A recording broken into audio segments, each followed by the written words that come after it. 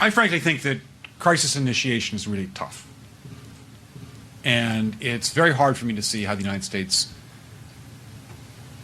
president can get us to war with Iran. Which leads me to conclude that if, in fact, compromise is not coming, that the traditional way of America gets to war is what would be best for U.S. interests.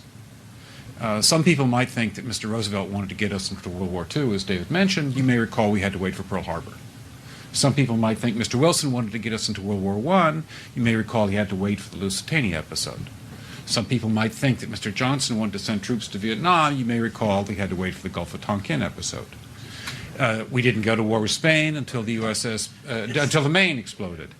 And may I point out that Mr. Lincoln did not feel he could call out the Federal Army until Fort Sumter was attacked, which is why he ordered the commander at Fort Sumter to do exactly that thing which the South Carolinians had said would cause an attack.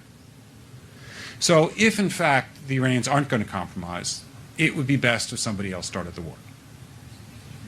One can combine other means of pressure with sanctions. I mentioned that explosion on August 17th. We could step up the pressure. I mean, look, people, Iranian submarines periodically go down. Someday one of them might not come up. Who would know why?